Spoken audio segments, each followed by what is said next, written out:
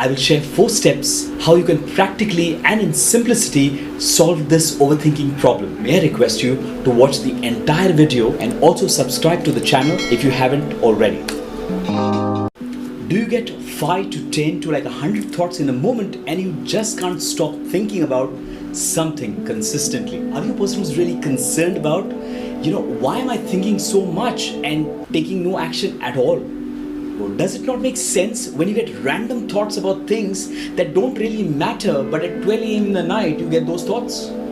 Are you a person who feels so lost sometime in your thoughts that someone has to literally distract you so that you listen to them? If you think any of the above points connects to you, then my friend, you definitely are overthinking and you're not taking much action and it's not helping you.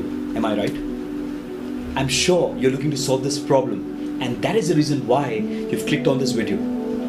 Before we look at the solution, let us first look at understanding what exactly is overthinking. So many people are talking about this everywhere. So what is overthinking? The classic meaning of overthinking is to think about something too much for a long time. You in a way feel caged in your thoughts so much that you aren't able to come out of your head.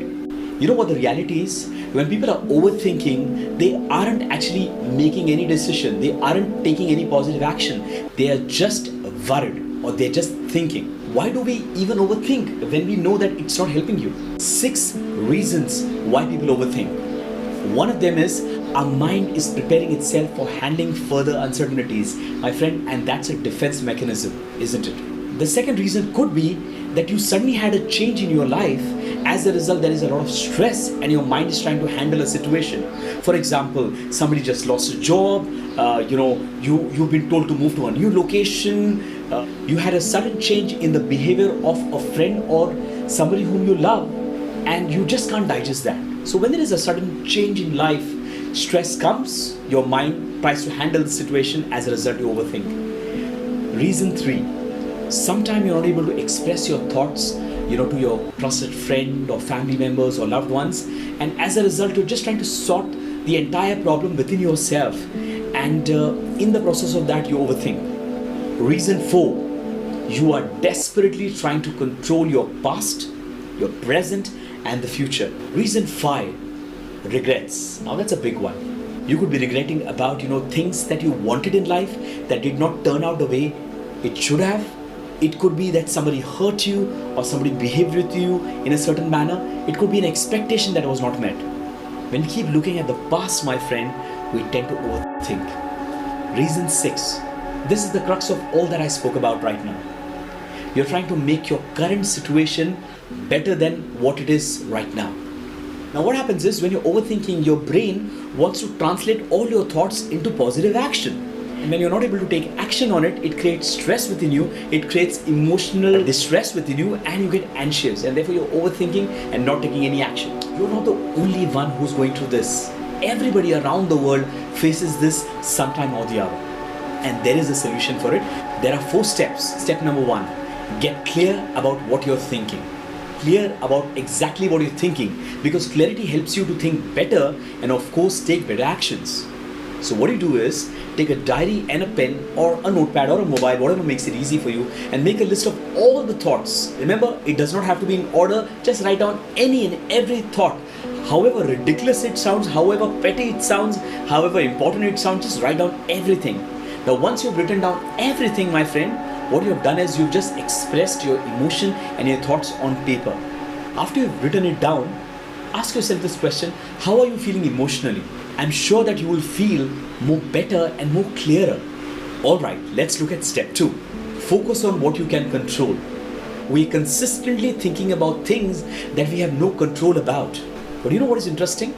There are certain things that you do have control on. For example, sometimes you're overthinking about someone's behavior. The question is, can you control that person's behavior? When you cannot control someone's behavior and you're overthinking about that, can you control your own behavior and your reaction towards others' behavior? Sometimes you're worried about, the global market and financial instability. You cannot control the global market and financial stability, but can you control your spending and the money you can earn? Sometimes you're over worried about your health and physique, and you don't want to get unwell. Even though you take all the medicines, even though you take care of yourself, do you think you can guarantee that your health will always be in your control? Some people are so worried about what people will think about them. Do you really think you can control people's impression or thoughts about you? Not actually, right? There are certain things that you can control and certain things that you cannot control. So when you can't control something in your life, what is the use of overthinking about it and dropping your piece off? Action that you need to take for step number 2 is that you got to delete things that are not in your control. Now, how do you do that? Remember the list that we had? You made a list of all the things. You got to delete those thoughts that you can no longer control. Once you've deleted a list of things that are no longer in your control, you will suddenly realize is your list now has become smaller. Okay, if you had a list of 10 thoughts, now you would only have 5 thoughts that you got to work on. And when you only have like a small list, you will be able to logically take better action on it. Doesn't that sound progress as well? Step number 3, prioritize your thoughts. You made a list. You deleted those thoughts which are no longer in your control. What remains is things that are in your control. Put them in the order of what is most important on the top and what is least important at the bottom. Once you place them in the order, schedule a date and a time when you will work on it and take action on it. Finally, step number 4, remove unwanted thoughts. Now let's say it's 12 a.m. in the night and you are so exhausted you want to sleep, but you're getting a million thoughts in your mind and you just want those thoughts to go out. You already learned the step number 1, 2, 3. If you're still feeling a sense of overthinking, you tell yourself that I have scheduled this thought for tomorrow 10 a.m. or I've scheduled this for day after tomorrow for this specific time. Tell yourself that I am in charge of my thoughts and these thoughts can be changed. And then you tell yourself, stop, get lost. Thought, I no longer want you, you're no longer needed. You tell yourself that and then replace that thought by listening to some great music on your phone. You know, there is sound of rain, there is sound of waterfalls, there is sound of great, beautiful, soothing music. You could even read a book or you could just go to sleep. Please remember, you are in charge of your thoughts. You are the master of your thought and your mind. Your mind does not have to be the master of you. Now, if you found this video helpful, don't forget to like, share and subscribe this video. And until we meet again, take care and keep shining.